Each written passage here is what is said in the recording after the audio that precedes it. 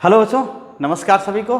तो आज हम लोग नया चैप्टर स्टार्ट करेंगे और अल्टरनेटिंग करंट आपके लिए हमेशा ये रहता है कि ये बड़ा चैप्टर है और जो परसेप्शन इसके साथ है यही है कि ये काफ़ी टेक्निकल टाइप का है और थोड़ा सा समझ में कम आता है। बच्चों को भी ये चीज़ है, ऐसा कुछ नहीं है कि हमें साइनसॉइडल वेरिएशन और कोसाइन वेरिएशन जो भी है वो हमें अगर नहीं समझ में आया है तो ये दिक्कत आती है, लेकिन एक परसेप्शन जाता है कि हमें यहाँ पर सोचना पड़ता है। तो ठीक है, तो कुछ तो नया होगा तो कुछ सोचना तो पड़ेगा, तो इसलिए इसमें इन्वॉल्व होने की ज़रूरत है इस चैप्टर में। और बहुत ही अच्छा चैप्टर है, एक ही दो कॉन्सेप्ट्स हैं जिस पर सारा चैप्टर आपका धीरे धीरे डेवलप करता है।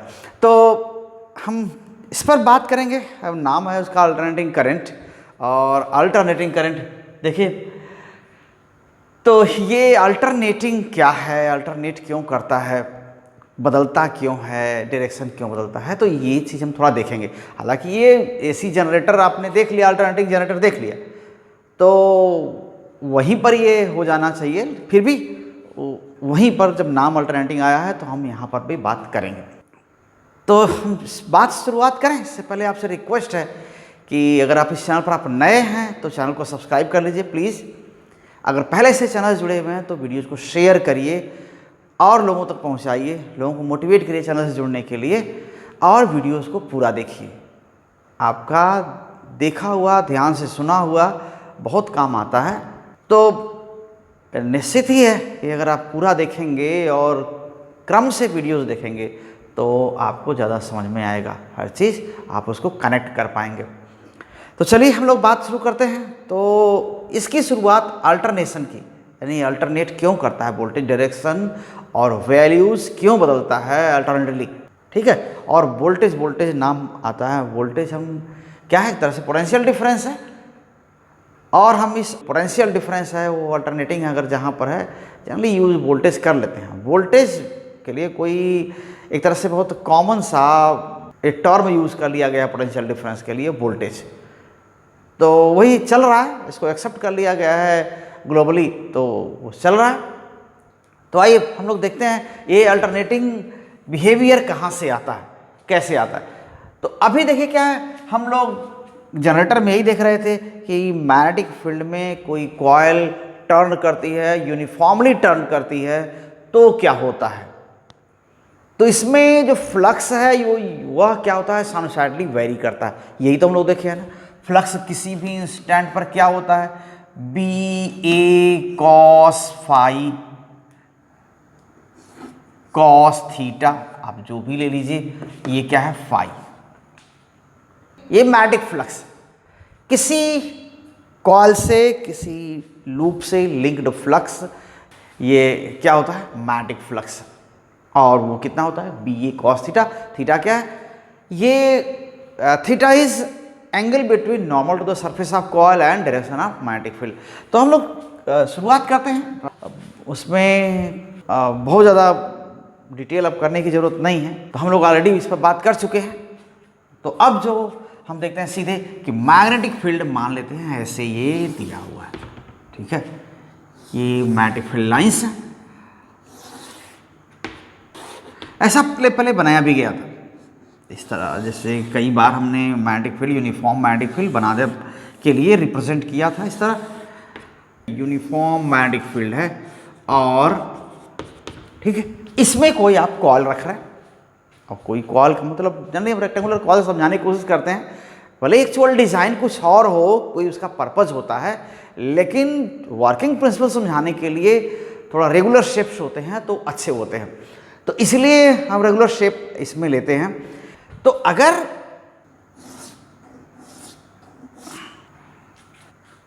तो यहां पर हम कॉइल को कुछ ऐसा इमेजिन कर रहे हैं कि एक लूप है, मान लेते हैं इस तरह एक लूप है और ये मैग्नेटिक फील्ड में रखा हुआ है, और ये लूप इस तरह, ठीक। तो अभी ये पोजीशन है, मान लेते हैं ए बी सी डी या पी क्यू आर और यस, ये पोजीशंस हैं। हम इसको जरा इस तरह देखेंगे। हम मान लेते हैं ये जो क्यू आर साइड है या पी एस साइड है, इसको कुछ इस तरह इमेजिन करें। ठीक, ये इमेजिन करें कि ये साइड्स क्या हैं। अब मान लेते हैं ये पी एस, पी और एस ऐसा ये साइड है दिख रहा है, और क्यू और आर भी ऐसा दिख रहा है। ठीक है ना, क्यू और आर भी इसी में है। तो अगर कॉइल रोटेट कर रहा है तो ये क्या हो रहा होगा, सर्कुलर मोशन कर रहा है ना। मान लेते हैं यही शेप है ये, और ये रेक्टेंगुलर कॉइल है। ठीक है, ऐसा हम इसको होल्ड कर लिए, और इसके बाद इसको हम यूनिफॉर्मली टर्न करते हैं कुछ यूं ऐसे। तो इस समय ये पोजीशन है। हम इसको बस 2 डायमेंशनल दिखा रहे हैं, ये 3 डायमेंशनल नहीं दिखाएंगे। तो 2 डायमेंशनल दिखा रहे हैं तो आप ये वाला साइड देखना है। कौन सा? इधर वाला, ये साइड देखना है, ये लेंथ वाला। तो यही मान लेते हैं क्या है, ये पी क्यू आर एस है ना, पी क्यू आर एस है। तो आप पी एस देख रहे हैं। हालांकि यहाँ पर इसके टर्मिनल्स भी आगे बढ़ाए गए हैं, लेकिन मैंने यहाँ पर ऐसे रखा है। तो पी क्यू आर एस, तो पी एस ये दिख रहा है, ऐसा दिख रहा है। तो अगर ये टर्न करता है ऐसे, तो क्या हो रहा होगा, ये जो P और S का मोशन सर्कुलर है, और R और Q और R का है वो सर्कुलर मोशन है। तो ये पॉइंट्स क्या कर रहे हैं, P Q R S सभी सर्कुलर मोशन कर रहे हैं। अब उसको हम थोड़ा सा ड्रॉ कर लेते हैं।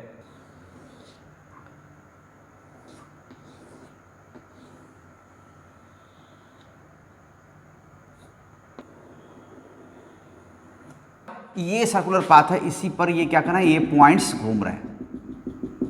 ठीक है, तो अभी क्या हो रहा है, जरा इमेजिन करिए कि इस समय फ्लक्स क्या है। इसमें तो फ्लक्स मैक्सिमम है, फ्लक्स मैक्सिमम है। लेकिन अगर ये रुका हुआ है तो क्या हो रहा है, फ्लक्स चेंज तो हो नहीं रहा। तो इसमें से जो लिंक्ड फ्लक्स है, अगर ये चेंज नहीं होगा टाइम के साथ तो क्या होगा, ये कांस्टेंट रहेगा। तो इसमें ईएमएफ डेवलप नहीं होगा। अच्छा, एक चीज और कि अगर ये टर्न कर रहा है, अब सोचिए कि अगर ये टर्न कर रहा है, यहाँ पर ये सेंटर है, इसके अबाउट टर्न कर रहा है। इस समय लाइंस कितनी पास हो रही हैं इस लूप में से, 1 2 3 4 5 6 7 8। ये घूम करके, ये अगर ये 90 डिग्री टर्न करके ऐसे आता है, तब फ्लक्स इसमें क्या होगा, 0। इससे जो लिंक्ड फ्लक्स है क्या होगा, 0 होगा। फिर अगर ये और ऐसे नीचे जाता तो क्या होगा, अब फ्लक्स फिर इसमें होने लगेगा, बढ़ जाएगा, और यहां आने पर क्या होगा, फ्लक्स मैक्सिमम होगा। ठीक, फिर ये अगर ऊपर और आएगा, कंटिन्यू करेगा इस मोशन को, तो क्या होगा, फ्लक्स कम होने लगेगा, और यहां आने पर क्या हुआ, फ्लक्स फिर 0 हुआ। किससे, इस एरिया से लिंक्ड फ्लक्स की बात कर रहे हैं। इस एरिया में से, इसमें से कितना फ्लक्स लिंक्ड है, या उसी को बोलते हैं इस लूप से कितना फ्लक्स लिंक्ड है, या इस कॉइल से कितना फ्लक्स लिंक्ड है, वो क्या हुआ, फिर 0 हुआ। फिर अगर ऐसे आएंगे यहाँ पर तो क्या हो रहा, यहाँ पहुँचेंगे तो फिर फ्लक्स क्या होगा, मैक्सिमम होगा।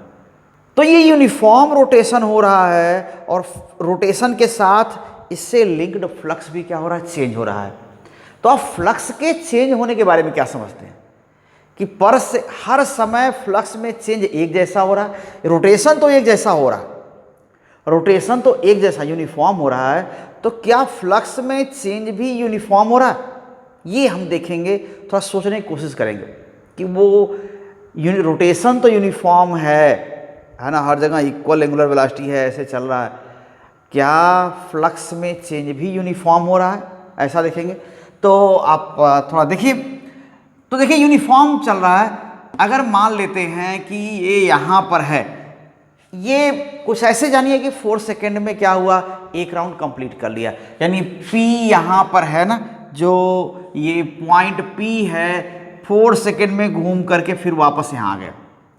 तो P Q दोनों यहाँ गए, है ना, यही कॉइल ऐसे रोटेट करता है, तो P Q R S है, तो P Q R S, तो एक राउंड ऐसे घूम करके फिर वापस ऊपर आ गया, एक राउंड हो गया। ये मान लीजिए, इमेजिन करिए कि ये 4 सेकेंड में हो रहा है, समझाने के लिए बस कह रहे हैं। तो 2 सेकेंड में P कहाँ होगा, तो P ये 0 टाइम है। अगर हम मान लीजिए, देखिए हम ऐसे लिखते हैं P 0 टाइम। यहां अगर P आ गया ये अगर P देखिए इस पोजीशन में आ गया, यहाँ पर आ गया, तो ये क्या होगा, इस समय फ्लक्स 0 होगा और ये P 1 सेकेंड की पोजीशन है। अब अगर ये P घूम करके यहाँ आ गया, मतलब 90 डिग्री टर्न किया, देखिए ये यहाँ से 90 डिग्री टर्न किया और 90 डिग्री टर्न किया तो P क्या आएगा, यहाँ पर हम सबको चार को सभी घूम रहे हैं, हम एक ही का नाम ले रहे हैं कि एक ही टाइम में सभी घूम रहे हैं, तो ये P 2 सेकेंड और P यहाँ पर, जब P यहाँ फिर पहुँचेगा तो क्या होगा, ये 3 सेकेंड में पहुँचेगा, तो P 3 कर देते हैं यहाँ, और यहाँ फिर वापस P 4 सेकेंड में पहुँचेगा, P 4 यहाँ पर, तो जहाँ P 0 वहाँ P 4 भी है।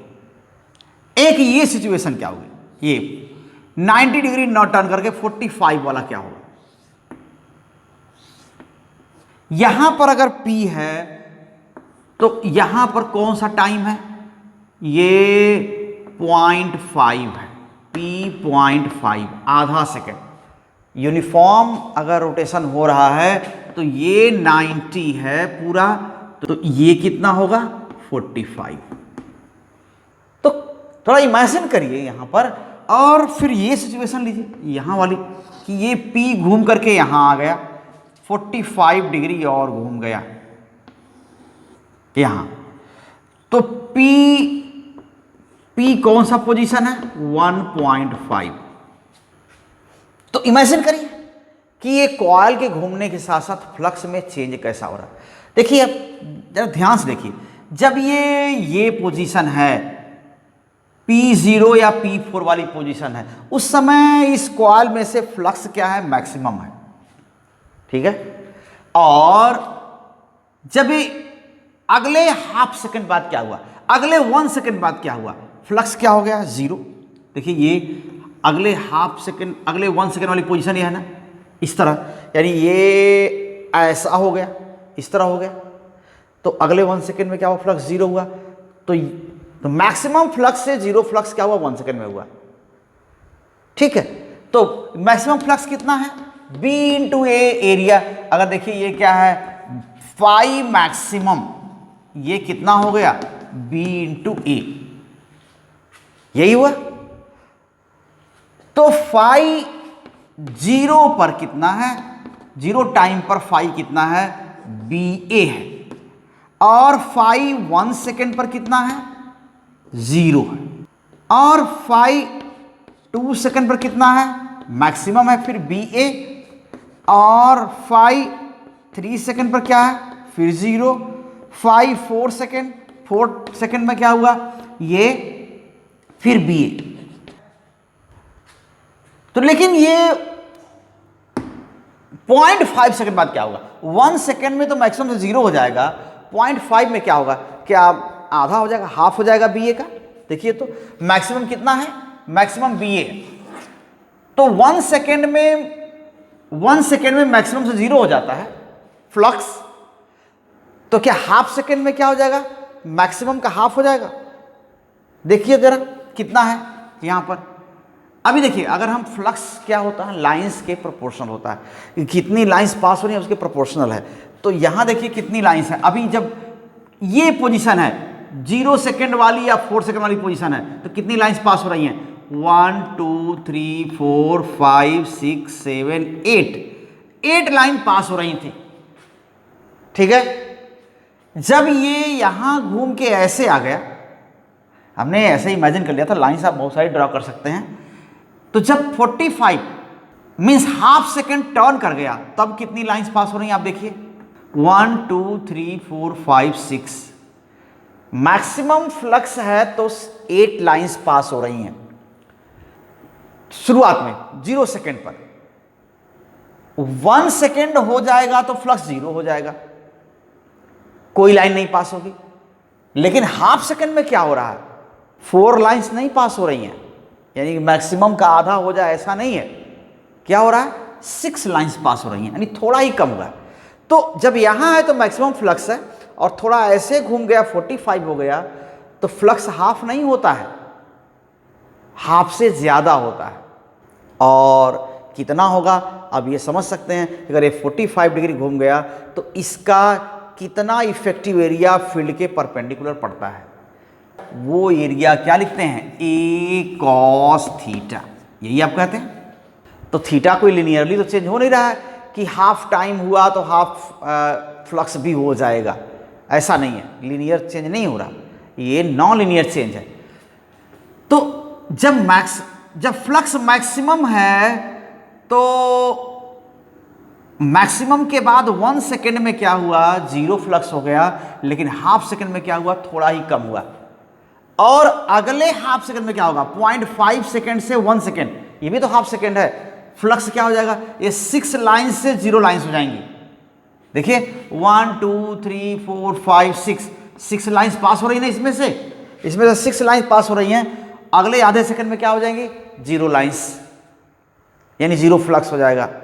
फिर अगले आधे सेकंड में क्या हो जाएगा, यहां पर पहुंचेगा तो फिर 1 2 3 4 5 6, फिर 6 लाइन। देखिए ना, यहां पर, यहां से यहां देखिए, ये पोजीशन आ जाएगी जब कितने, 1.5 सेकंड में, तब फिर क्या हो जाएगा, 1 2 3 4 5 6 लाइन्स फिर हो जाएंगी।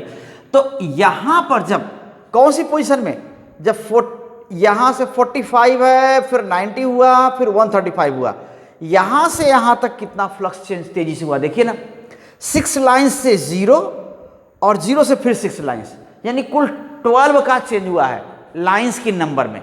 लाइन्स की नंबर में 12 का चेंज हुआ है कितने टाइम में, यहां से यहां 1 सेकेंड में। हाफ सेकेंड यहां से यहां, 6 से 0, हाफ सेकेंड यहां से यहां क्या हुआ, 0 से फिर 6, तो कितने का, यहां से P.5 से P1.5, यानी इस 1 सेकेंड में 12 का चेंज आया है। और देखिए यहां पर क्या हो रहा है, इस पोजीशन से इस पोजीशन में, यहां से यहां, फिर इस पोजीशन से इस पोजीशन में गया होगा। तो देखिए ये P1.5 से P2 गया तो कितने का चेंज हुआ, बस एक ही का चेंज आया, ठीक है। अब 6 और 1 उस तरह मत सोचिएगा, हम ये कह रहे हैं कि कंपेयर करने को बोल रहे हैं। यहां पर चेंज तेजी से हुआ है फ्लक्स में, यहां पर चेंज कितने का हुआ, देखिए यहां पर 1 सेकेंड हुआ, 0.5 से 1.5 में 6 से 0 से 6 का चेंज आया, 12 का चेंज हो गया कुल। और जब यहां से 1.5 से 2 आए तो कुल 1 का चेंज हुआ, और फिर मैक्सिमम हो गया फ्लक्स। फिर यहां से यहां गया तो 1 का और चेंज आ गया, एक यहां बढ़ा और फिर एक यहां कम हो गया, 2 का चेंज आया। P1.5 से कहां आ गए, P2.5, यहां पर क्या हुआ, P2.5। तो यहां 1 सेकेंड में, यानी P यहां से यहां गया तो कुल 2 का चेंज इफेक्टिवली आया, और यहां से जब यहां आया तो 12 का चेंज आया। ऐसा दिख रहा है, मतलब हमारे कहने का मतलब, जब इस पोजीशन में कॉइल होगी ऐसे, तो फ्लक्स में चेंज क्या होगा, बहुत धीमा हो रहा है। ठीक यहां पर वर्टिकल होगा, जब फ्लक्स मैक्सिमम होगा तो उस समय फ्लक्स में चेंज एक मोमेंट के लिए 0 होता है, ठीक है, एक मोमेंट के लिए 0 फ्लक्स में चेंज होता है टाइम के साथ। तो rate of change of flux यहां पर 0 होगा, कब, जब फ्लक्स क्या होगा, मैक्सिमम होगा। याद रखिए, फ्लक्स जब मैक्सिमम होगा, इस सिचुएशन में फील्ड यूनिफॉर्म है, कॉइल यूनिफॉर्म रोटेशन कर रहा है, ठीक है, और इसका फेस क्या है, नॉर्मल, इसका जो फेस है वो कुछ इस तरह रखा गया है कि फील्ड के परपेंडिकुलर है, और ऐसे ये घूम रहा है, अभी फिलहाल परपेंडिकुलर है, हर बार नहीं है। तो ये जब इस तरह रोटेशन है, यूनिफॉर्म रोटेशन है, फील्ड यूनिफॉर्म है, तो रोटेशन हो रहा है, तो जब फ्लक्स मैक्सिमम होगा तो rate of change of flux क्या है, 0। और फ्लक्स 0 कहाँ है, यहाँ, जब ये कॉइल ऐसे है ना, जब कॉइल ऐसे है तो इसमें फ्लक्स 0 है, लेकिन इस समय चेंज बहुत तेजी से हो रहा है कि नहीं। देखिए यहाँ इस पोजीशन से इस पोजीशन में चेंज बहुत तेजी से हुआ है, तो ऐसा नहीं कि एकाएक यहाँ तेज हो गया, यहाँ एकाएक तेज हो गया। ये चेंज होने का रेट, फ्लक्स के चेंज होने का रेट, ये ग्रेजुअली बढ़ा है। यहाँ पर rate of change of flux maximum, rate of change of flux क्या है, 0। जैसे जैसे मुड़ रहे हैं फ्लक्स तो कम हो रहा है, लेकिन rate of change of flux बढ़ रहा है। जब फ्लक्स जीरो हुआ उस समय इस पोजीशन में बहुत तेजी से मूव फ्लक्स को कट कर रहा है, फ्लक्स लाइंस को कट कर रहा है। कौन? ये वायर, ये सब वायर फ्लक्स लाइंस बहुत तेजी से कट कर रहे हैं। तो ईएमएफ यहाँ पर क्या होगा? Rate of change of flux ज़्यादा होगा तो ईएमएफ भी मैक्सिमम होगा, और rate of change of flux zero होगा तो ईएमएफ भी मैक्सिमम जीरो होगा। तो फ्लक्स जब मैक्सिमम है तो rate of change of flux क्या है? जीरो। यानी फ्लक्स मैक्सिमम है तो ईएमएफ क्या है? जीरो। जब फ्लक्स जीरो है उस समय फ्लक्स बदल बहुत तेजी से रहा है, तो जीरो बहुत देर के लिए थोड़ी रह रहा है, जीरो को बहुत जल्दी से क्रॉस कर रहा है और मैक्सिमम को बहुत जल्दी से नहीं क्रॉस कर रहा है। तो यहाँ पर चेंज बहुत तेजी से हो रहा है, यहाँ चेंज बहुत धीरे धीरे हो रहा है। यहाँ पर एक बार के लिए चेंज जीरो जैसा है, तो नेट तो इसलिए ईएमएफ भी ऐसे ही बदल रहा है। तो यही जो आप पहले देख चुके हैं कि फ्लक्स इतना है तो rate of change of flux क्या होगा? वो भी साइनसॉइडली बदलेगा। तो यही चीज़ वहाँ पर कहना चाह रहे थे कि आप इसको ध्यान से देखिए कि हो क्या रहा है इस पूरे केस में। जो ऑब्जर्व आप कर रहे हैं, फील्ड क्या है? Uniform. Okay, magnetic field uniform है, magnetic field is uniform. Okay, एक चीज, rotation of coil, rotation of coil is uniform, ये भी है, ये भी यूनिफॉर्म है, ठीक है ना। कॉइल का एक्सेल क्या है जिस पर वो घूम रहा है, या फील्ड के परपेंडिकुलर रखा गया है, ठीक है ना। कॉइल का एक्सेल, एक्सेल मतलब कि जो रॉड या धुरा बोलते हैं उसको। So axle of coil is perpendicular to the field, perpendicular to the field, ऐसा होगा। Then when flux is maximum, rate of change of flux will be zero. Okay, then at the moment कब? at the moment when flux is maximum, flux linked to the coil, linked to the coil is maximum. Okay, then rate of change of flux will be zero. Rate of change of flux will be zero, will be zero. Okay, और क्या होगा? when flux is zero, instantaneous flux is zero. when instantaneous, ये भी instantaneous है, when instantaneous flux linked, क्योंकि change बहुत तेजी से हो रहा होगा जब ये जीरो होगा, तो linked to the coil is zero, then rate of change of flux, rate of change of flux, change of flux will be maximum. Okay, ऐसा होगा। तो इसी में हम ये मेंशन कर सकते थे कि rate of change of flux maximum होगा तो क्या होगा? ईएमएफ भी मैक्सिमम होगा। अब चलिए हम नीचे लिख देते हैं उसमें, when rate of flux is maximum,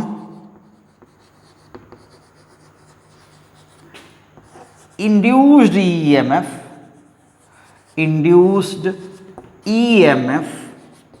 will be maximum, will be maximum.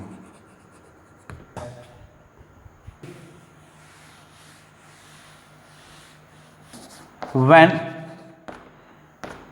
rate of change of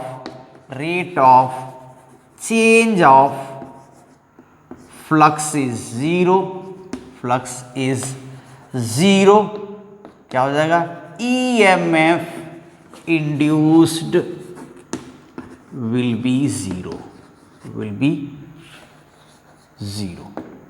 तो वैसा होगा। तो अब देखिए फ्लक्स क्या है, इंस्टेंटेनियस फ्लक्स को रिप्रेजेंट कैसे करते हैं, BA cos थीटा। यहाँ पर जैसा सिचुएशन है वैसा ही पहले कई बार हो चुका है। So instantaneous flux linked, instantaneous flux linked to the coil is phi equals BA cos theta या ओमेगा टी आप लिखते ही हैं। So rate of change of flux क्या हुआ, rate of change of flux, change of flux is what, dt of phi, this is time rate, okay, so B into A minus sin omega t into omega और minus BA omega sin omega t, ये लिखते हैं। तो अगर इसको आप graphically आप draw करेंगे तो क्या होगा, देखेंगे जब आप जानते हैं कि कॉस जब मैक्सिमम होता है उस इंस्टेंट पर साइन क्या होता है, जिस एंगल के लिए, जिस ओरिएंटेशन के लिए कॉस की वैल्यू मैक्सिमम होगी उसके लिए साइन क्या होगा, जीरो होगा। जिसके लिए कॉस जीरो होगा उसके लिए साइन मैक्सिमम होगा। और डायरेक्शन तो होगा ही होगा, अपोज करेगा। अब देखिए यहाँ क्या है कि जब यहाँ पर फ्लक्स क्या हो रहा है, फ्लक्स यहाँ पर ये रोटेशन हो रहा है तो फ्लक्स क्या हो रहा है, डिक्रीज हो रहा है। पहले डिक्रीज हो रहा है, 0 से लेकर 90 तक डिक्रीज हो रहा है। तो क्या होगा, इंड्यूस्ड करंट कैसी होगी, फ्लक्स को इंक्रीज करने की कोशिश करेगी। और जब भी ये फ्लक्स डिक्रीज होने लगेगा तो ये क्या करेगा, करंट ऐसी होगी कि फ्लक्स को इंक्रीज करने की कोशिश करेगी।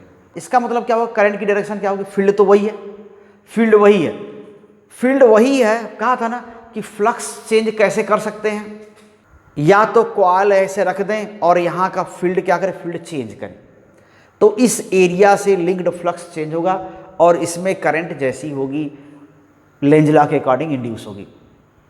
उफ, तब क्या करेगी, बढ़ते हुए फील्ड को अपोज करने के लिए अपोजिट फील्ड ले आएगी। अगर फील्ड कम हो रहा है तो डिक्रीजिंग फील्ड को सपोर्ट करने के लिए और क्या करेगी, और उसी डायरेक्शन का फील्ड प्रोड्यूस करेगी। करंट की डायरेक्शन ऐसी होगी।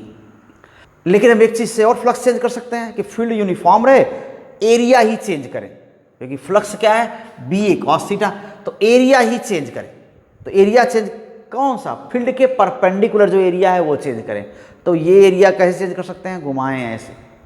तो जब ऐसे घुमाते हैं तो फ्लक्स क्या हुआ, डिक्रीज हो रहा। तो इसमें करंट कैसे होगी, करंट ऐसी होगी, फ्लक्स डिक्रीज हो रहा है ना, तो करंट ऐसी होगी कि फील्ड उसी डायरेक्शन का हो, ठीक है, उसी डायरेक्शन का फील्ड हो और फ्लक्स को इंक्रीज करने की कोशिश करें। अब फिर ये फ्लक्स यहाँ जीरो हो गया। अब फिर ऐसा हो गया तो फ्लक्स क्या हुआ, बढ़ने लगा। फिर करंट क्या होगा, करंट क्या चाहेगा कि अब जिधर वो फील्ड को वीक करना चाहेगा, क्योंकि इसी फ्लक्स चेंज को दूसरी तरह से कैसे समझ सकते हैं कि जब ये नीचे जा रहा था तो ये जो रॉड है वो लाइंस को कट कर रहा था ऐसे, और ये ऊपर आ रहा था तो ये कट कर रहा था। अभी जब तक ये नीचे जाएगा तब तक ये कट करेगा लाइंस को, तो इसमें करंट डेवलप होगी। सब चीज़ घूम फिर के वही आती है कि ये नीचे जा रहा है तो एक राइट हैंड रूल भी कहते हैं। हम लोगों ने कभी नाम नहीं लिया, अभी हम उसको मेंशन कर लेंगे, राइट हैंड रूल, कि ऐसे जब ये जा रहा है नीचे तो ये क्या हो रहा है, नीचे जाने का मतलब फ्लक्स लाइंस को, फील्ड लाइंस को कट कर रहा है, तो इसमें EMF इंड्यूस होगा। ये ऊपर आ रहा है तो EMF इंड्यूस होगा। तो जब तक ये यहाँ से यहाँ जाता है इंड्यूस्ड EMF उसी डायरेक्शन में रहेगा, उसी डायरेक्शन में इंड्यूस्ड EMF रहेगा, और ये फ्लक्स को कम होने और फिर बढ़ने का अपोज ऐसे ही करेगा, क्योंकि तो कॉइल ही घूम गई ना, ये कॉइल ही घूम गई।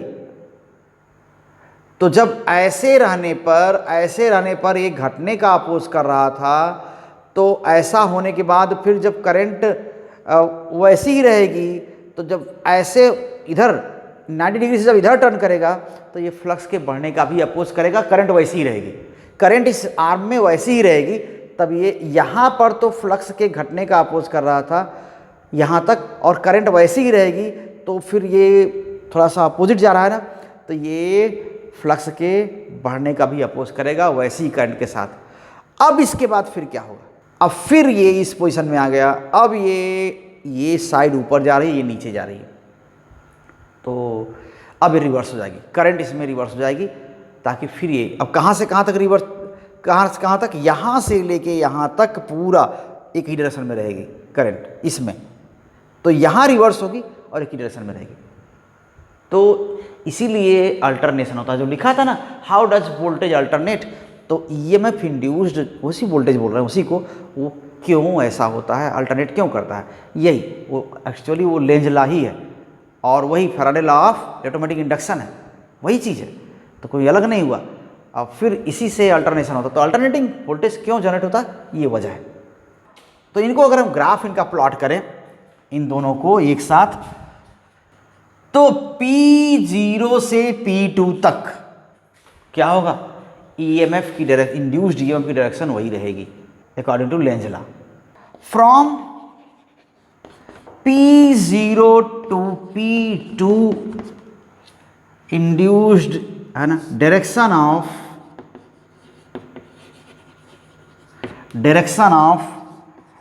induced EMF in the coil, induced EMF in the coil will be same, वो सेम होगा, will be same, which opposes the decrease of flux from P0 to P1, from P0 to P1, and then from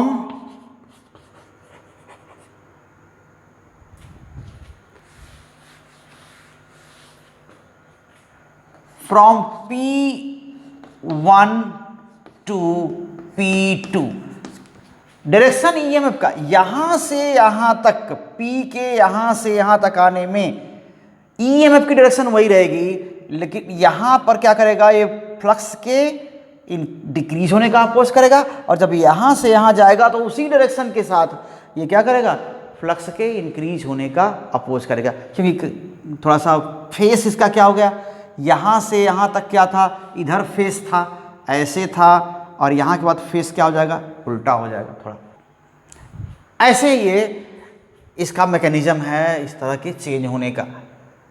after P2 direction of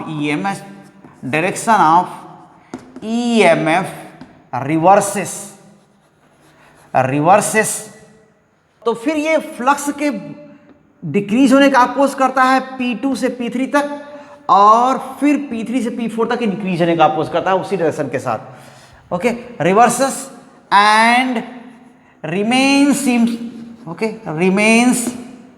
in same direction from P2 to P4, okay, P2 to P4, तो यहां पर क्या करेगा, oppose करेगा, so with same direction, okay, induced EMF opposes the decrease of flux from P2 to P3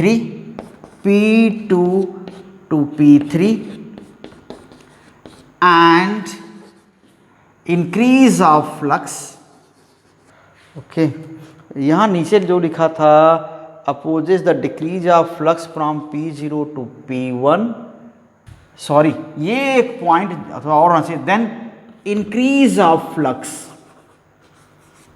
जो आप इससे पहले पॉइंट लिखे थे उसमें सुधार कर लीजिए कि increase of flux from P1 to P2, P1 to P2। तो यहां पर भी वैसा ही कि increase of flux and increase of flux from P3 to P4, P3 to P4, ऐसा ये होता है।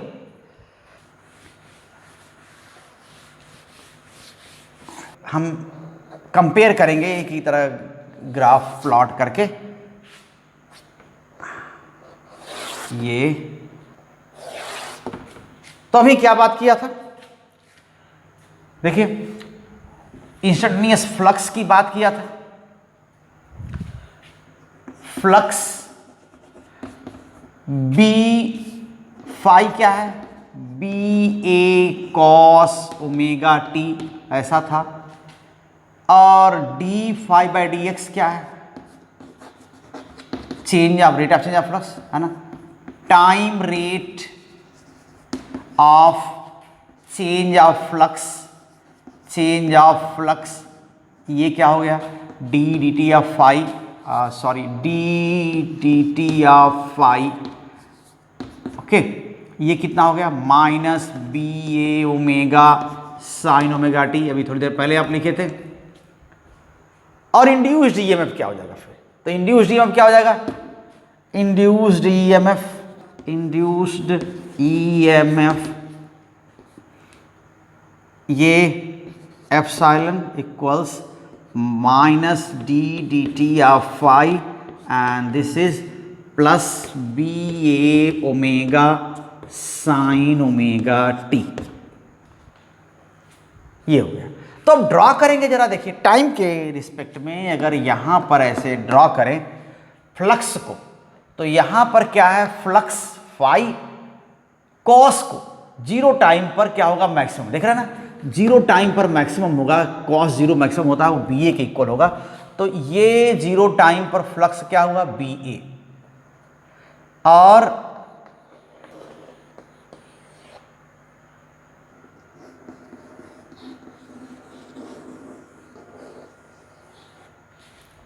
तो देखिए जीरो टाइम पर ये जीरो है, ये क्या है, वहां पर हमने 1 2 3 4 5 ऐसा कुछ ले लेंगे।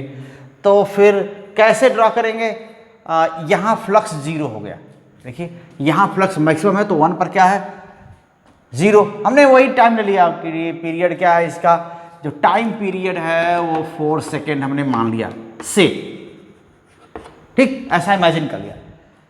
तो ये मैक्सिमम है और कॉस के अकॉर्डिंग क्या हो रहा है, ये पॉजिटिव भी है तो ये ऐसे डिक्रीज हो रहा है, और ये वाला, और यहां पर फिर क्या हुआ, कब मैक्सिमम हुआ 2 पर, देखिए P जब यहां आ गया तो फिर फ्लक्स मैक्सिमम हो गया 2 पर, तो इसको बोलते हैं नेगेटिव फ्लक्स, ऐसे हो गया ना, फ्लक्स ही एक तरह से साइनसाइड बदल रहा है तो नेगेटिव हो गया।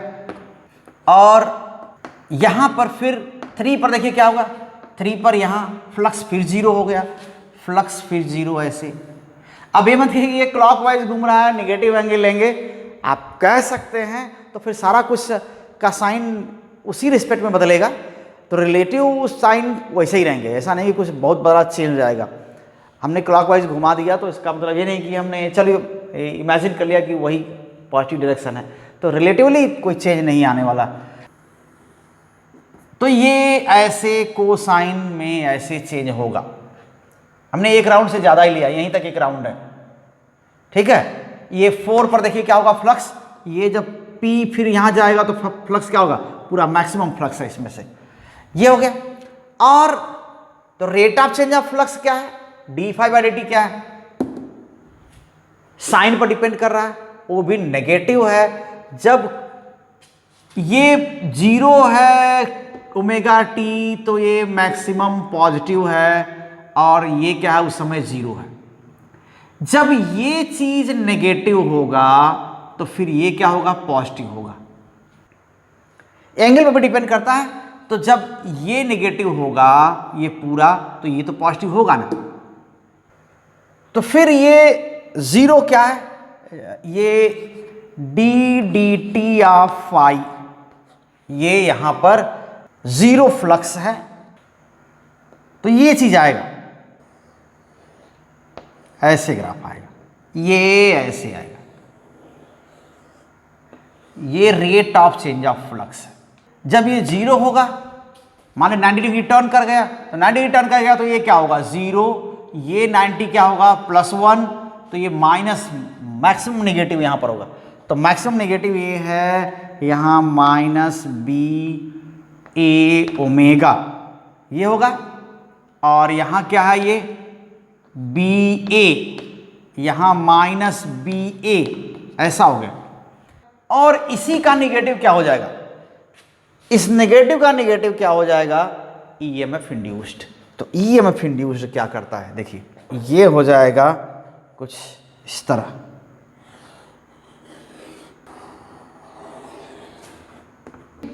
ऐसे। तो ये इंड्यूस्ड EMF, ये इंड्यूस्ड EMF क्या है, +BA ओमेगा, और यहां पर क्या है ये -BA ओमेगा, ये इंड्यूस्ड EMF है, एप्सिलॉन, ऐसा हो गया।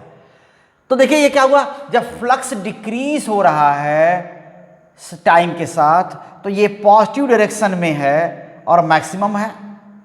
ये फ्लक्स नेगेटिव हो गया है और बढ़ रहा है, तो भी ये पॉजिटिव डायरेक्शन में है, लेकिन ये क्या हो रहा है, कम हो रहा है। तो जो फ्लक्स अगर इंक्रीज होगा तो मैग्नीट्यूड इसका क्या होगा, EMF का कम होगा। और जैसे ही ये नेगेटिव में ही है लेकिन अब थोड़ा कम होने लगा, तो ये क्या हो गया, ये देखिए यहां पर ये उसको नेगेटिव में कम हो रहा है, तो नेगेटिव में ही बढ़ाए रखने की कोशिश में क्या हुआ, खुद नेगेटिव हो गया।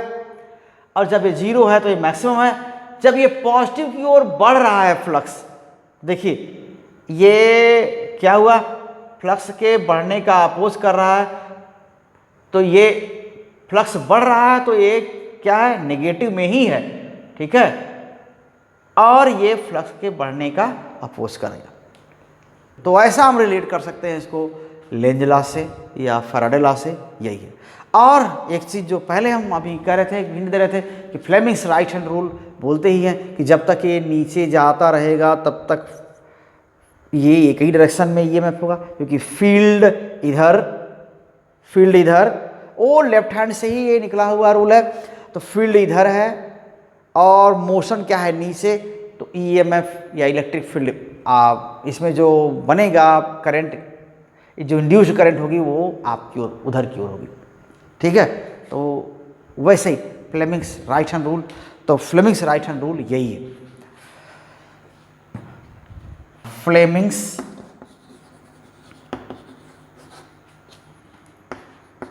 Right hand rule, right hand rule की। तो अगर मान लेते हैं हम, ओके, स्ट्रेच करें राइट हैंड को इस तरह कि इनके तीनों जो 4 फिंगर, थंब और मिडिल फिंगर आपस में परपेंडिकुलर हो, ठीक है। So stretch your right hand such that 4 finger, thumb and middle finger are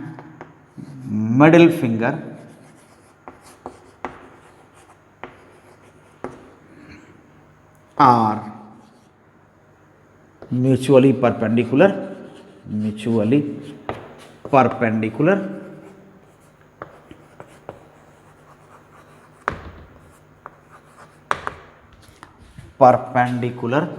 okay. तो क्या है, ये मोशनल EMF को रिप्रेजेंट करने के लिए है। If thumb points in the direction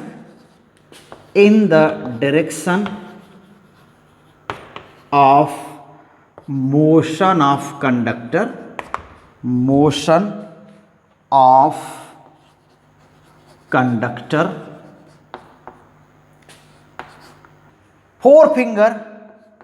Forefinger points in the direction of field, in the direction of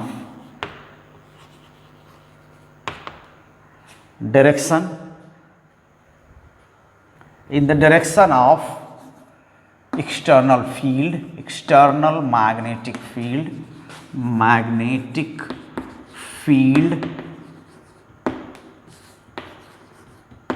then middle finger will point in the direction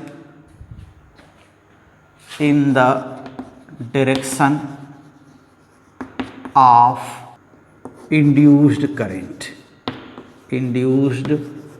current और EMF, ठीक है ना, EMF ऐसे। तो ये फ्लेमिंग्स राइट हैंड रूल है, इसी को बोलते हैं, ठीक है। तो ऐसे पॉइंट करते हैं, तो ये तीनों ऐसे बताते हैं। तो ये खैर 10th लेवल में बहुत ज़्यादा नाम लेते हैं इसका।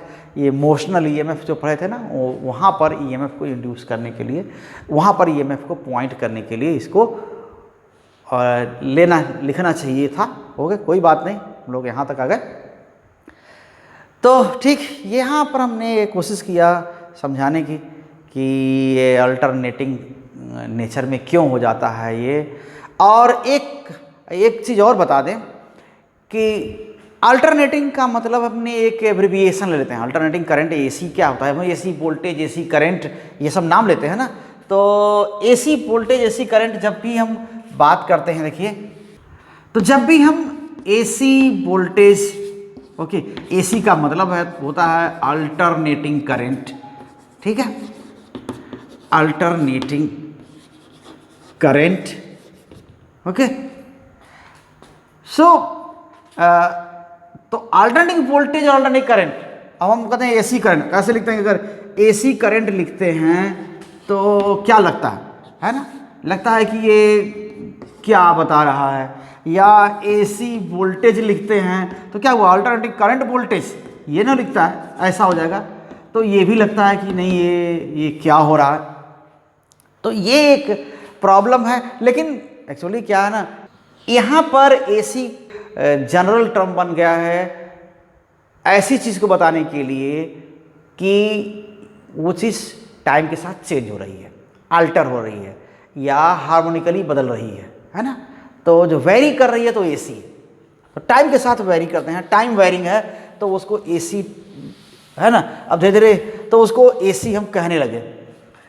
सो AC, okay, it has become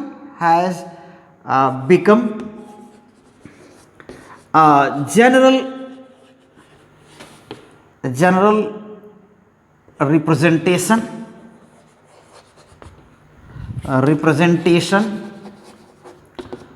for time varying quantities, okay, time varying,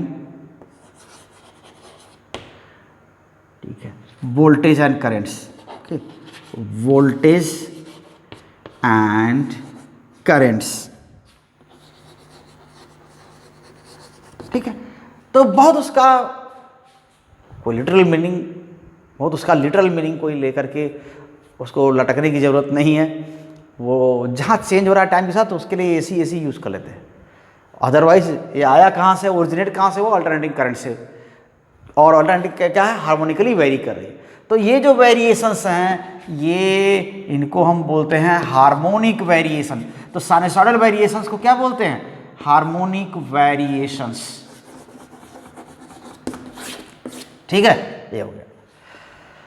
तो चलिए इस वीडियो को ही रोकते हैं, काफ़ी बड़ा हो गया, लेकिन फिर भी ये समझने के लिए मैंने कहा था कि आप थोड़ा इस पर अपना सर टकराएं ताकि ये कुछ समझ में आए।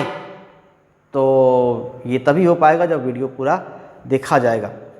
ओके, सो फिर आपसे रिक्वेस्ट है कि इन वीडियोस को आप शेयर करिए ज़रूर, पूरा देखिए, लोगों तक पहुंचाइए और साथ बने रहिए।